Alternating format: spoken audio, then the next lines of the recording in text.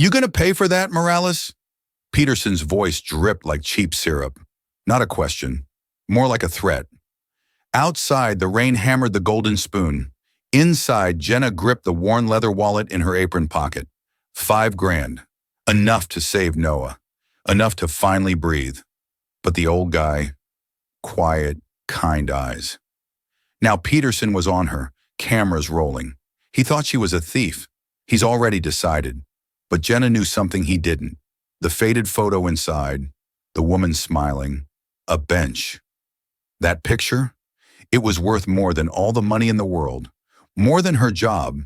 They think they've caught a crook. They have no idea how her quiet kindness will change everything. Ed of theft and fired on the spot. Her life is shattered.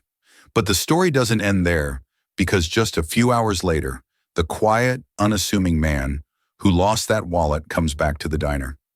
And he isn't just any customer. He's Arthur Pendleton, the reclusive billionaire who owns the entire restaurant chain, and he wants to know why his wallet was found in the hands of a supposed thief.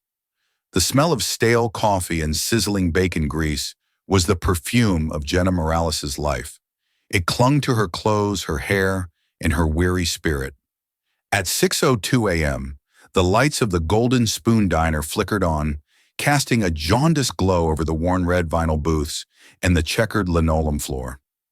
For Jenna, it was another Tuesday, which meant another 14-hour shift on her feet, another day of juggling coffee pots and placating impatient customers, all for a wage that barely kept the lights on in her cramped second-floor apartment.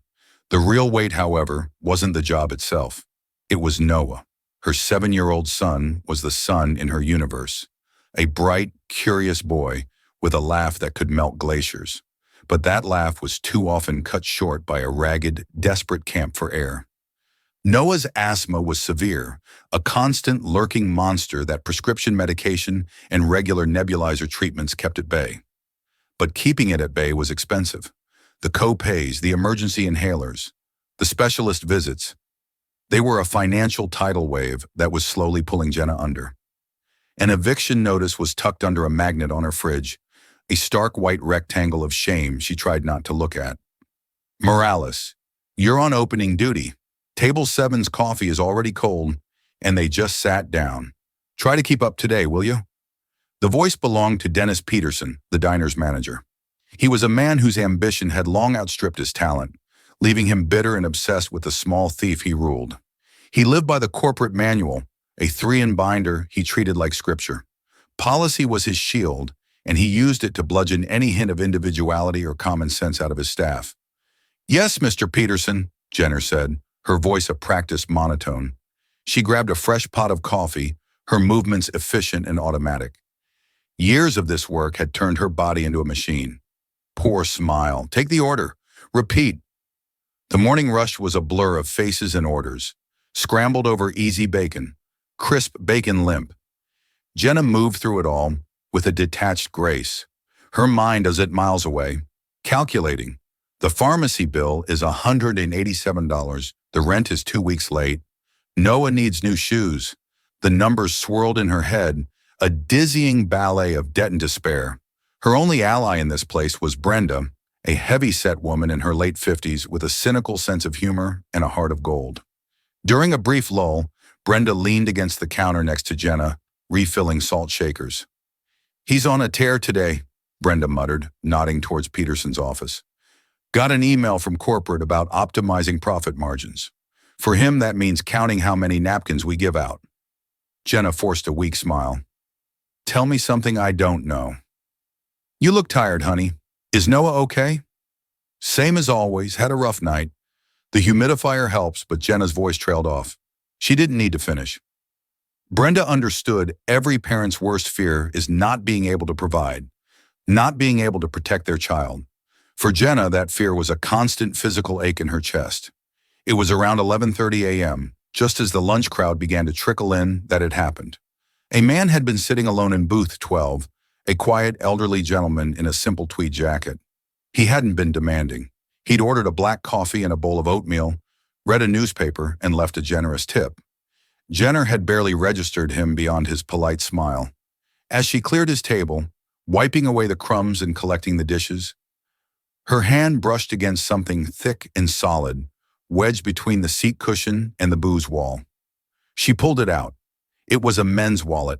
It wasn't flashy, made of dark, well-worn leather, but it felt heavy, substantial. Her heart gave a little flutter. Company policy, as drilled into them by Peterson Daly, was crystal clear. All lost property, regardless of perceived value, must be surrendered to the on-duty manager immediately for logging and storage in the company safe. No exceptions. Jenner glanced towards the manager's office. Peterson was on the phone gesticulating wildly, his face red. He was probably arguing with a supplier about the price of ketchup packets. Turning it in now meant a lecture. It meant filling out a form in triplicate. It meant listening to Peterson pontificate about chain of custody and employee responsibility. I'll just wait until he's off the phone, she thought. It'll be quicker, less fuss. She slipped the wallet into the deep front pocket of her apron, the heavy leather of foreign object against her thigh. She had every intention of turning it in. In 5 minutes, 10 at the most, she would walk over to his office and place it on his desk. It was the right thing to do.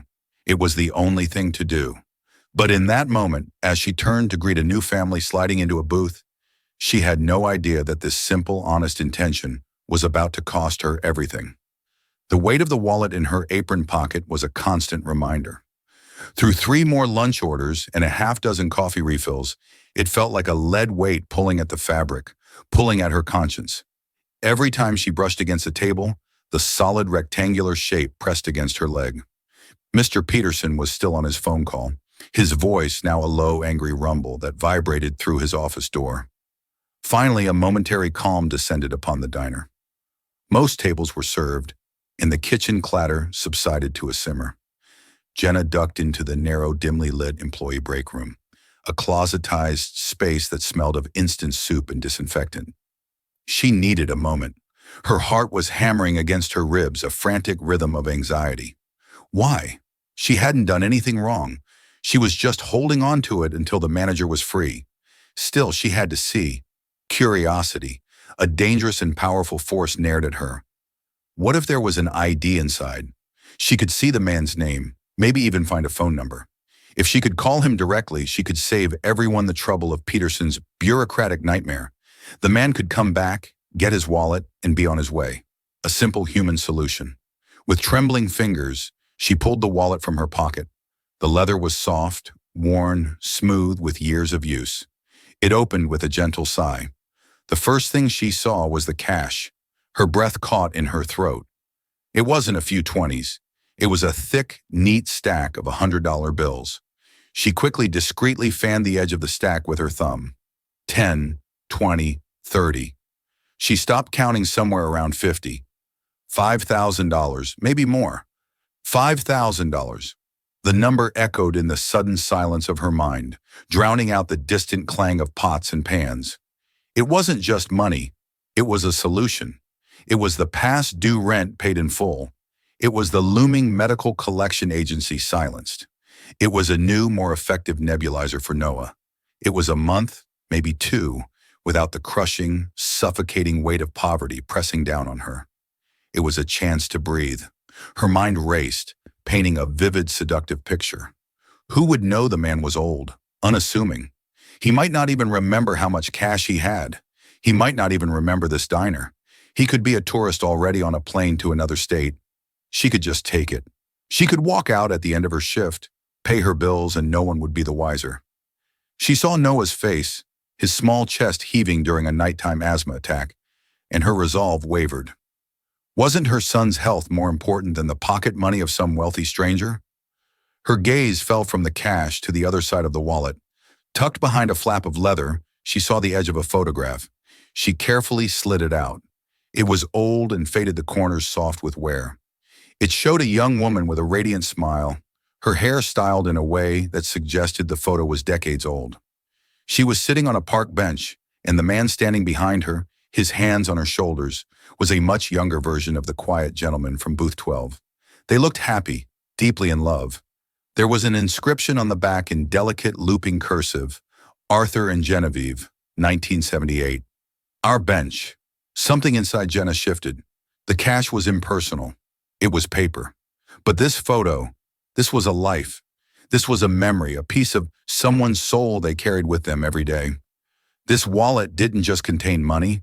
It contained a man's history. It contained his love for the smiling woman in the photograph. To take the money would be to steal more than just cash. It would be a violation of that memory, a desecration of something sacred. She couldn't do it. The thought, which had seemed so logical and desperate just moments before now, felt monstrous.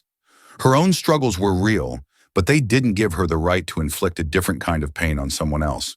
Her decision solidified. She started looking for an ID. She needed to find his name.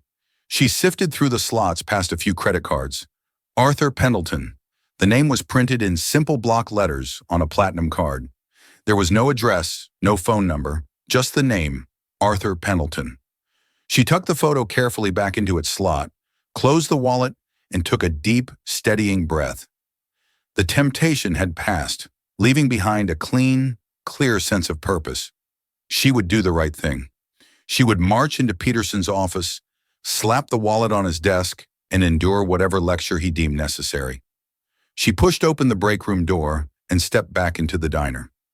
Mr. Peterson was finally off the phone, standing by the register, with his arms crossed, scowling at the cash drawer. This was her chance, Mr. Peterson. She began walking towards him, her hand reaching into her apron. But before she could pull the wallet out, before she could explain, he turned to face her, and his eyes were not just angry. They were cold with triumph. Morales. My office now. The short walk to Mr. Peterson's office felt like a mile on broken glass. Every eye in the diner seemed to be on her.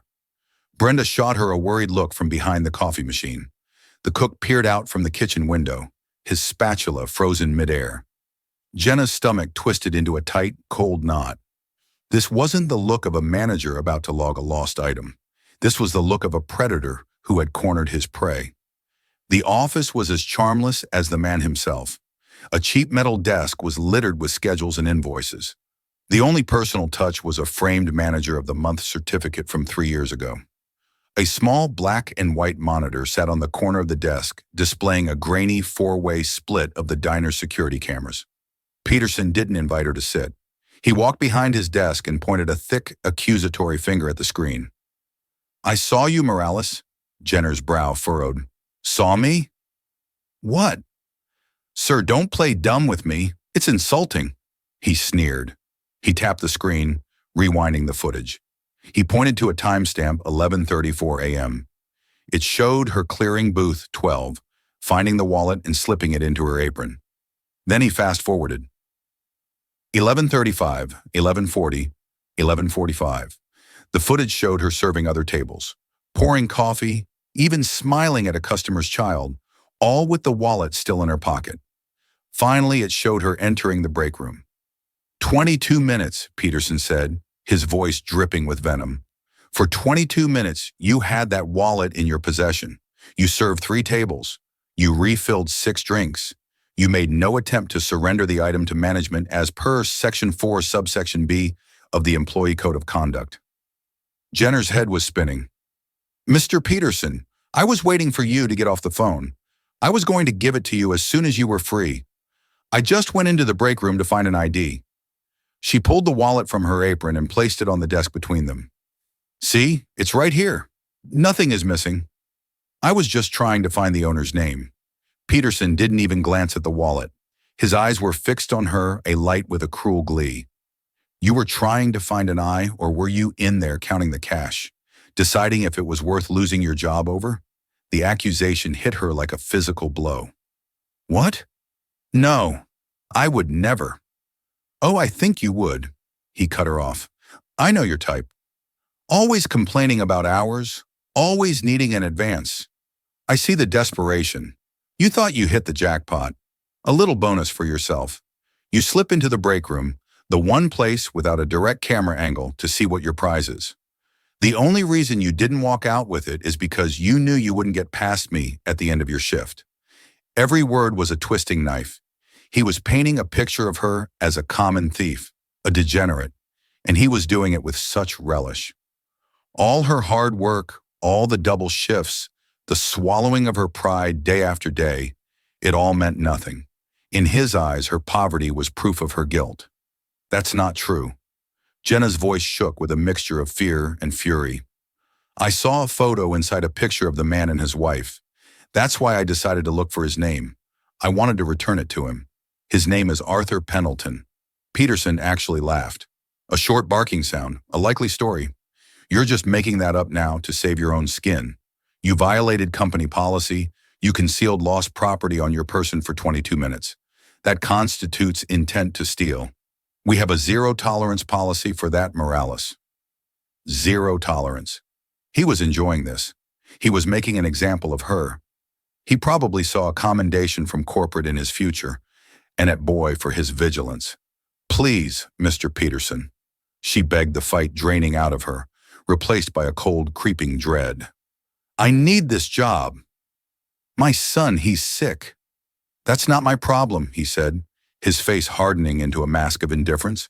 Maybe you should have thought about your sick son before you decided to become a thief. He leaned forward, his voice dropping to a low theatrical growl. You are terminated, effective immediately. Get your personal belongings from your locker and get out. I want you off the premises in 5 minutes. Humiliation washed over Jenna in a hot, sickening wave. He wasn't just firing her. He was branding her. He was doing it in the middle of the lunch rush. She stumbled out of his office, her vision blurred with unshed tears. Peterson followed her. He stood by the main counter, arms crossed, watching her every move to ensure she didn't try to pocket the silverware on her way out. Brenda rushed over her face, a canvas of concern. Jenner, what happened? He fired me. Jenner whispered, her voice cracking. He said, I tried to steal a wallet I found. A collective gasp went through the nearby staff. Customers at the counter turned to stare. Peterson's voice boomed across the diner. Let this be a lesson to everyone. Starlight Hospitality Group does not tolerate theft. We have procedures for a reason. This is what happens when you think you are above the rules. Jenna felt 100 pairs of eyes on her burning into her skin. She was no longer a person. She was a spectacle, a cautionary tale. Cheeks flaming, she grabbed her worn-out purse and threadbare jacket from the locker, not even looking at Brenda, unable to bear the pity in her friend's eyes. She pushed through the diner's glass doors and out into the harsh afternoon light, the little bell above the door chiming her pathetic exit. The sounds of the diner faded behind her, replaced by the roar of traffic and the frantic beating of her own heart. She had walked in that morning worried about bills.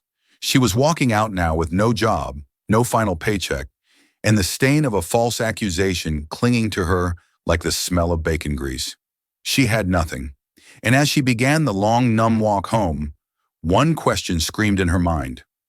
What am I going to tell Noah? The walk home was a journey through a fog of disbelief.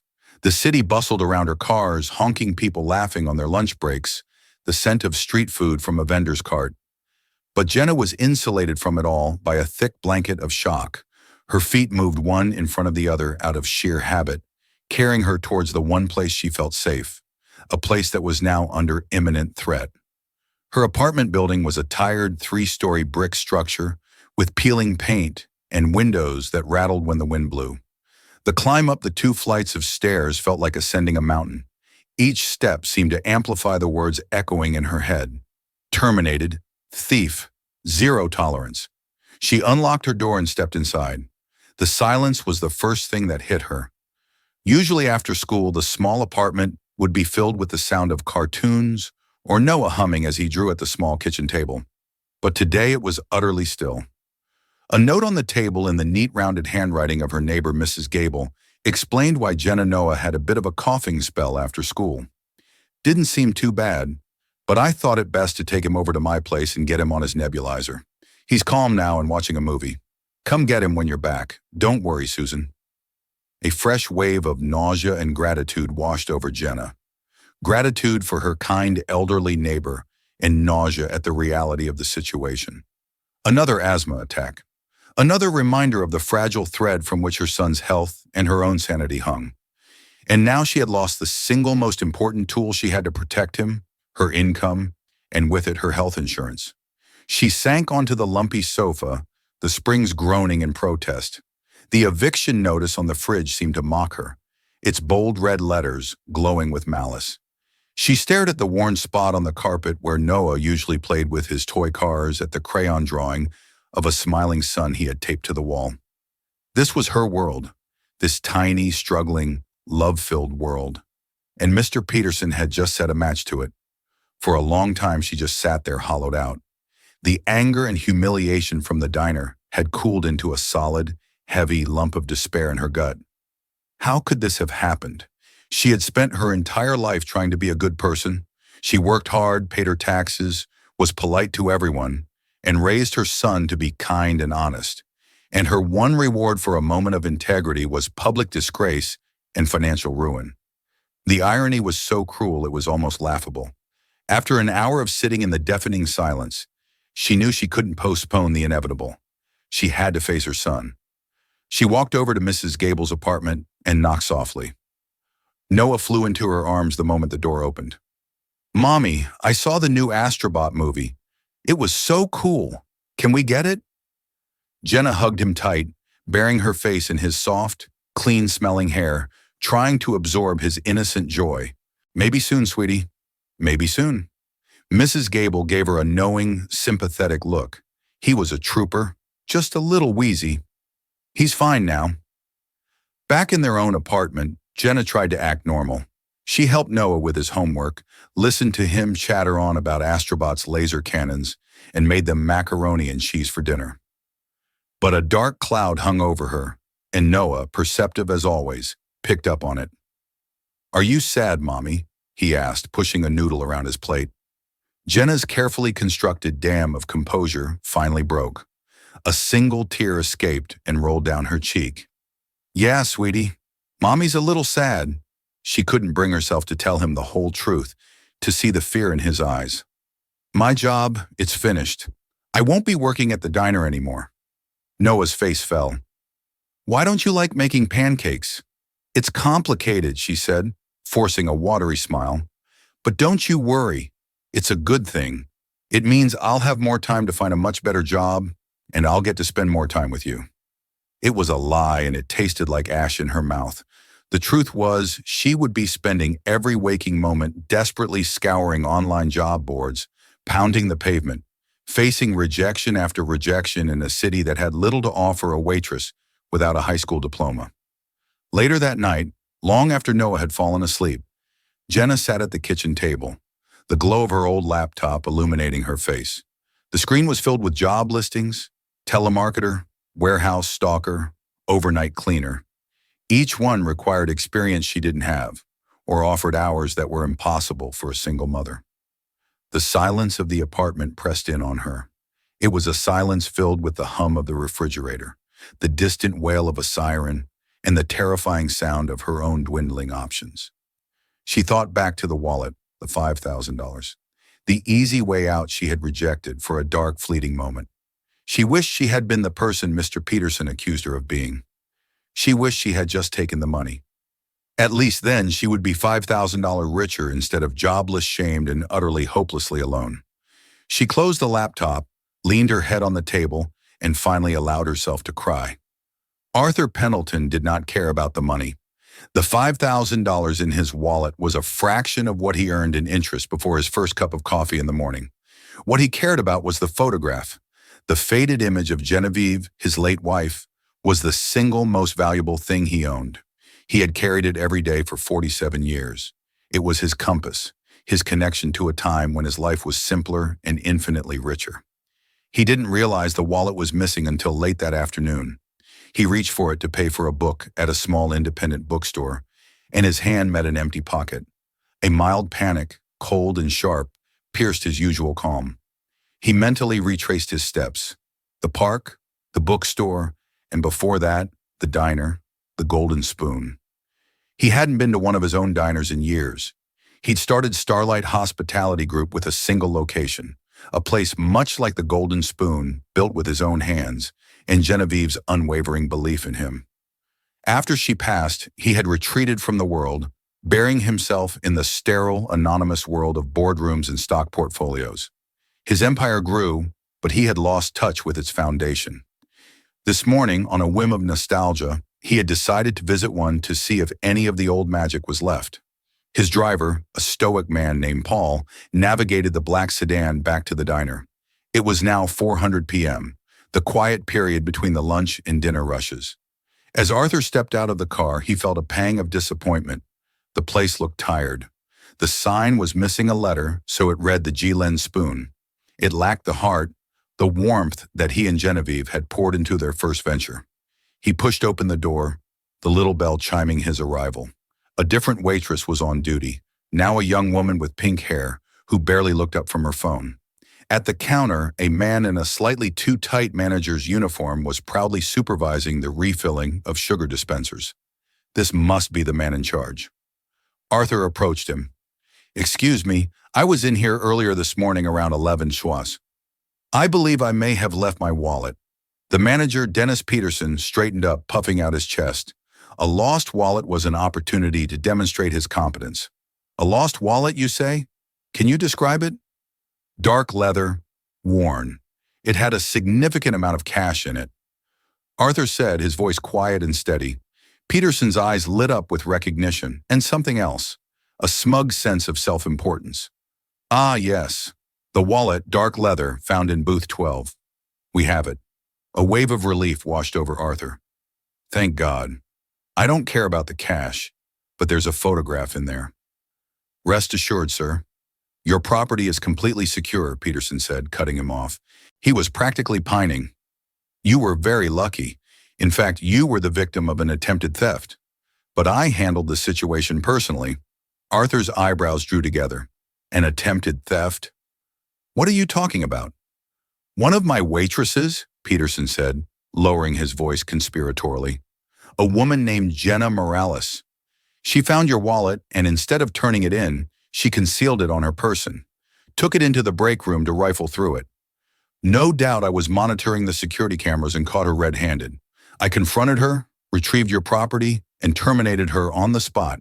We run a tight ship here at Starlight Hospitality.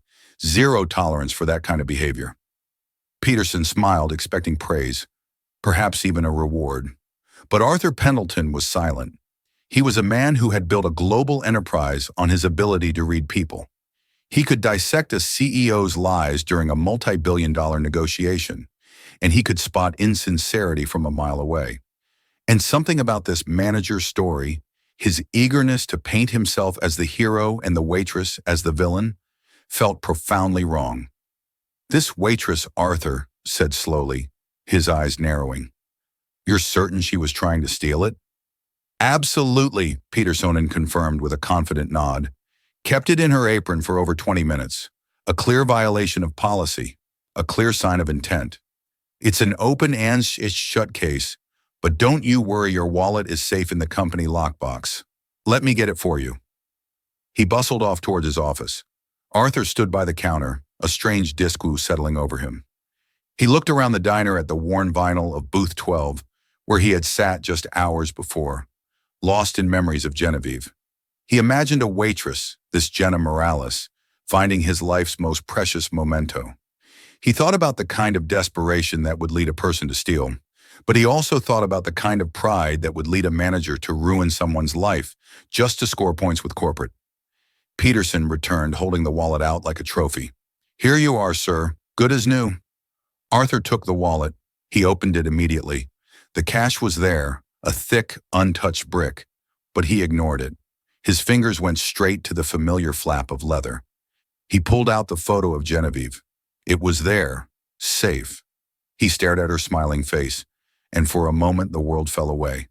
Then he looked up at Dennis Peterson, whose own smile was beginning to look strained under Arthur's intense, silent scrutiny.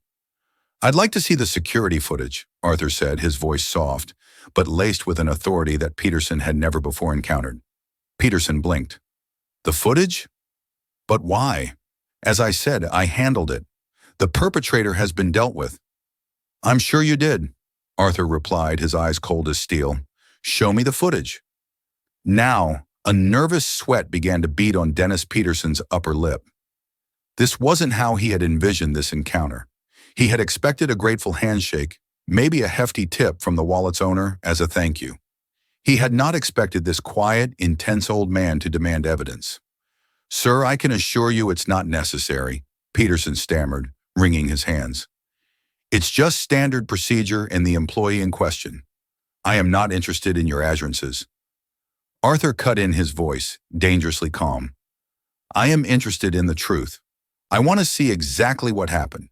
My wallet, your employee, your office, the monitor. Let's go." There was no arguing with the tone in the man's voice. It was not a request. It was a command. Defeated, Peterson led the way to his cramped office. He felt a growing sense of unease. Who was this man to be so insistent, so authoritative? Inside the office, Peterson fumbled with the mouse, his hands shaking slightly as he pulled up the security archives. "Here it is," he said, pointing to the screen. "You'll see. It's exactly as I described." The footage began to play. Arthur Pendleton stood behind him, his presence filling the small room, his eyes locked on the grainy black and white images. They watched in silence as the on-screen version of Jenna Morales cleared booth 12. They saw her discover the wallet, the slight hesitation, and then the moment she slipped it into her apron. "See," Peterson said a little too quickly. "Concealment, right there." Arthur said nothing, his gaze unwavering. They watched the next 22 minutes unfold. They saw Jenna serve 3 different tables. At one, she knelt down to speak to a small child who had dropped a crayon, smiling as she handed it back. At another, she patiently explained the daily specials to an elderly couple. She moved with an economy of motion that spoke of exhaustion, but her interactions were gentle, professional. She did not look like a thief casing the joint. She looked like a tired woman doing her job. Then they watched her slip into the break room, disappearing from the camera's view for a minute and a half. "This is when she was counting the cash," Peterson narrated, trying to steer the narrative. "The only blind spot in the diner." Convenient, isn't it? When the on-screen Jenner emerged from the break room, Arthur leaned closer to the monitor. He saw it clearly, the set of her jaw, the determined look in her eyes. It was not the expression of someone who had just decided to commit a crime. It was the expression of someone who had made a difficult decision and found peace with it. She walked directly towards the manager's office. The footage showed her opening her mouth to speak, and then it showed Peterson, his face a mask of rage, jabbing his finger toward his office, cutting her off before she could say a word. Finally, they watched the pathetic, humiliating scene of her dismissal. Peterson standing self-righteously in the middle of the diner, shouting about zero tolerance, while Jenna, her face a blur of shame, scurried out the door. The footage ended. The office was tense save for the low hum of the computer. "It is not as you described," Arthur said, his voice barely a whisper. Yet it carried the force of a thunderclap in the small room. "Sir, with all due respect, the facts are clear," Peterson began, but his voice faltered under Arthur's gaze. "The facts are that your employee found a lost item," Arthur said, turning to face him fully. "The facts are that you were unavailable, engaged in a lengthy phone call. The facts are that she took less than 2 minutes in private, not to count the money, I suspect, but to examine its contents for identification without an audience. I know this because the first thing a thief would take from that wallet is the photograph of my late wife to make it untraceable. But the photo was the first thing I checked, and it was perfectly in place. The facts are that she then attempted to approach you, and you, in your disgusting display of managerial power, did not give her the chance to speak before you accused, convicted, and sentenced her in front of your entire staff and customer base." Peterson's face had gone pale. I was just following policy." "You were not following policy." Arthur's voice was now a low, menacing growl. "You were indulging your own ego. You saw an opportunity to look like a hero, and you didn't care who you had to crush to do it. You saw a struggling woman, and instead of giving her the benefit of the doubt, you saw her as a convenient villain for your little story. You didn't protect my property. You assaulted the character of an honest person." Peterson began to stammer a string of incoherent excuses about profit margins and corporate directives. Arthur held up a hand, silencing him. "I started this company, Mr. Peterson, with my wife. We had one diner. We knew every employee by name. We believed that the foundation of hospitality wasn't profit margins. It was human decency, a principle you seem to have forgotten. The color drained completely from Peterson's face. He looked as if he had seen a ghost. You started your... My name is Arthur Pendleton, he said quietly. And as of this moment, you no longer work for Starlight Hospitality Group. Your termination is effective immediately. Get your personal belongings and get out of my building. He used Petersonen's own words against him, twisting the knife of humiliation that the manager had so callously wielded against Jenner just a few hours earlier.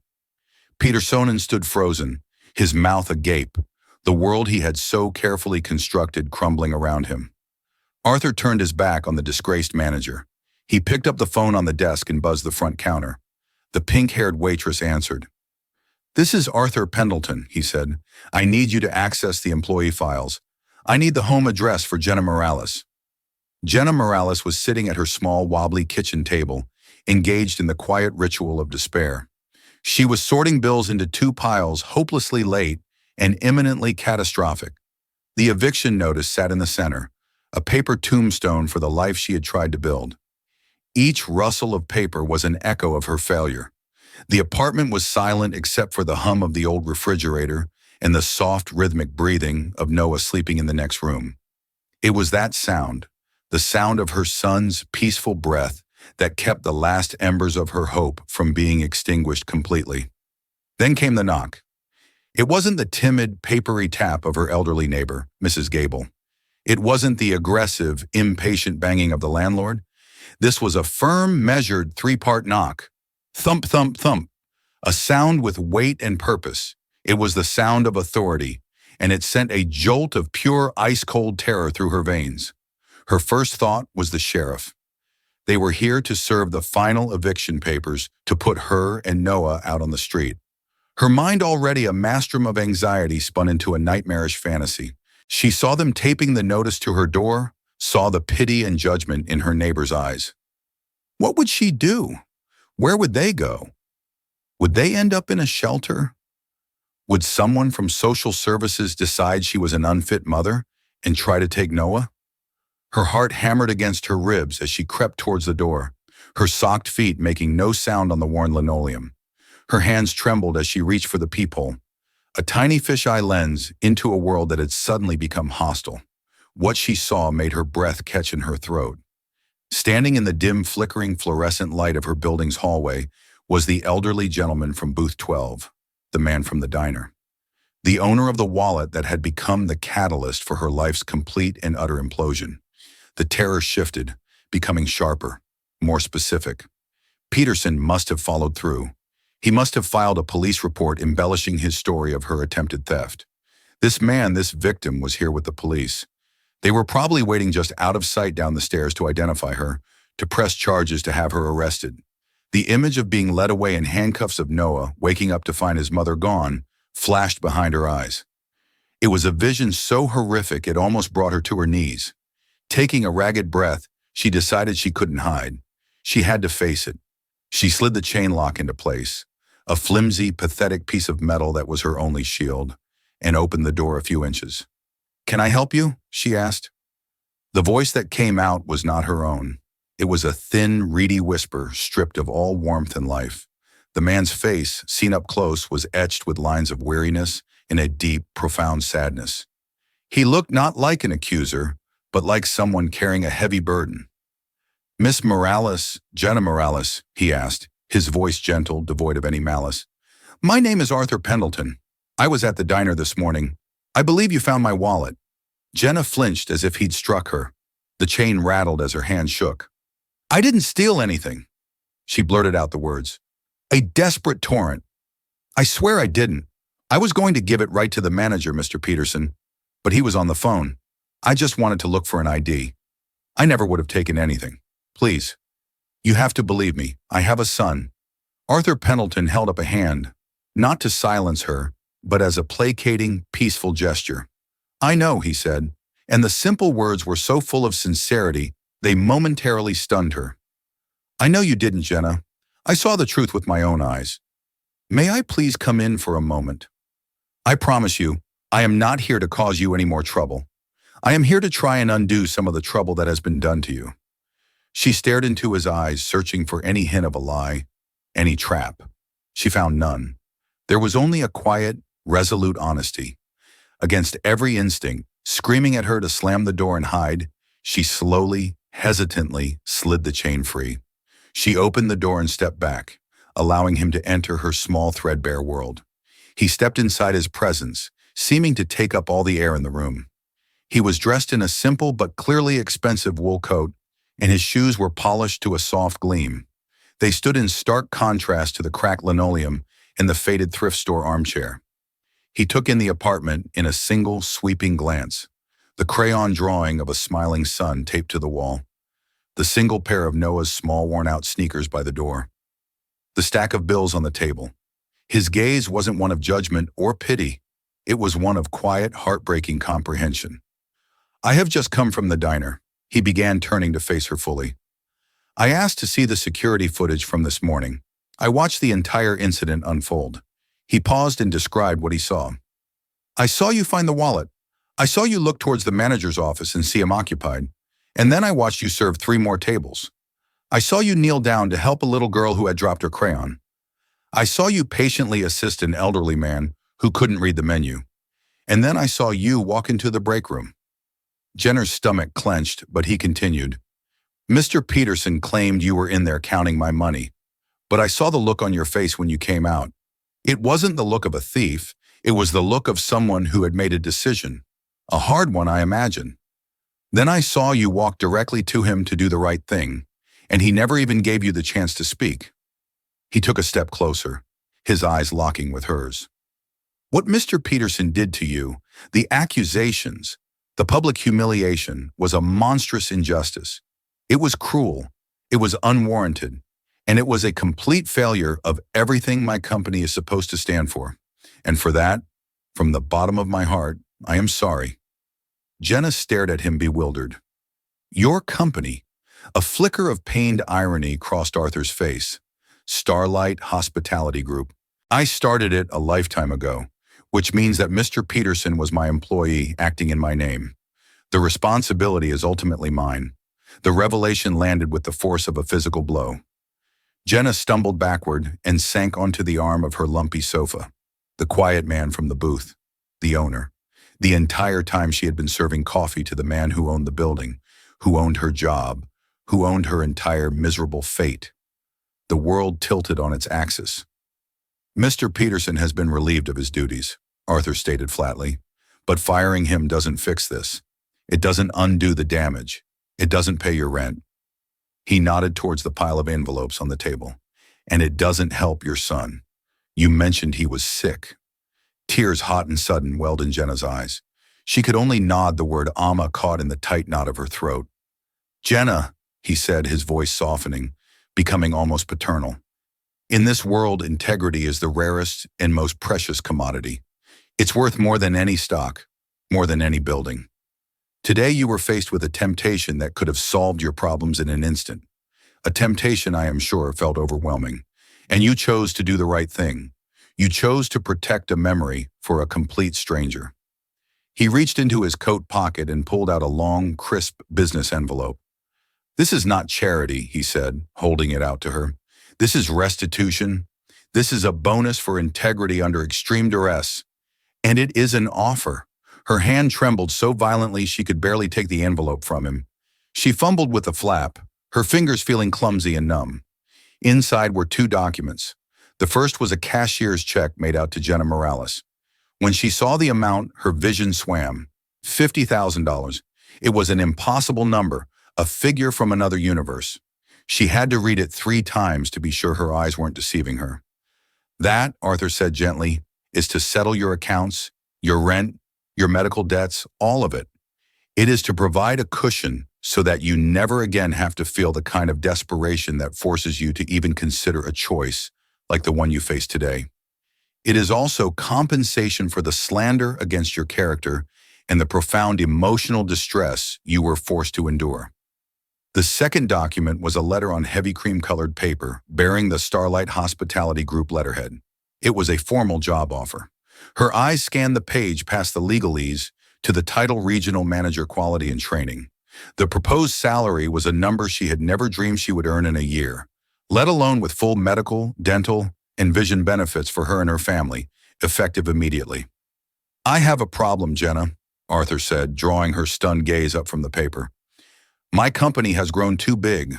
I've become disconnected from the heart of it.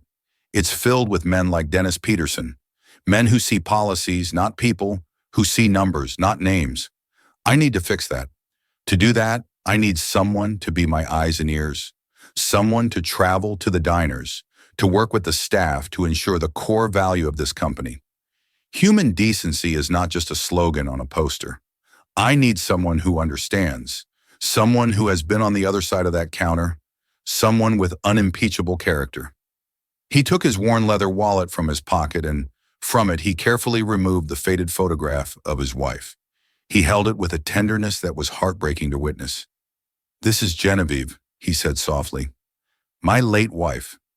We started the first diner together. She always used to say, 'You can judge a person's soul by what they do when they think no one else is looking.'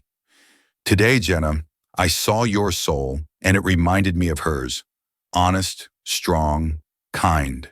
He looked from the photo to her, a deep, pleading sincerity in his eyes. "Please," he said, "come work for me. Help me make this company a place that Genevieve would be proud of again." Jenna looked from the check that represented freedom to the letter that represented a future to the kind, sated billionaire who was offering her a lifeline. The crushing weight that had been pressing down on her chest for months, for years, finally began to lift. The tears that had been falling in silent despair now flowed freely, but they were tears of shock, of release, of a gratitude so immense it felt like it could split her heart open. The future, which just an hour ago had been a terrifying dark void, was now a wide open vista of possibility. Noah would have the best doctors. They would have a safe place to live. She would have a purpose. She had been seen in her moment of deepest humiliation. Her true character had been witnessed, and it had saved her. A sob escaped her, followed by a watery, incredulous laugh. She looked at Arthur Pendleton, the ghost of Booth 12, her executioner, and now her savior, and for the first time in what felt like a lifetime, she gave a real, radiant smile. "Yes," she whispered, her voice choked with emotion. "Yes, I accept." Jenna Morales' story is a powerful reminder that the choices we make when no one is watching are what truly define our character. In a moment of intense desperation, faced with a life-changing sum of money, she chose honesty. She chose to honor the memory of a stranger over her own immediate needs. And while she was punished for it by a system that valued rigid rules over human decency, her integrity ultimately shone through, attracting a reward far greater than she could have ever imagined. This isn't just a story about a waitress and a billionaire. It's about the ripple effect of a single honorable act. It teaches us that true wealth isn't measured in dollars, but in character, and that sometimes the greatest acts of kindness come from the most unexpected places. If this story of justice and integrity moved you, please give this video a thumbs up to help it reach more people. Share it with a friend who needs a reminder that doing the right thing, even when it's hard, always matters.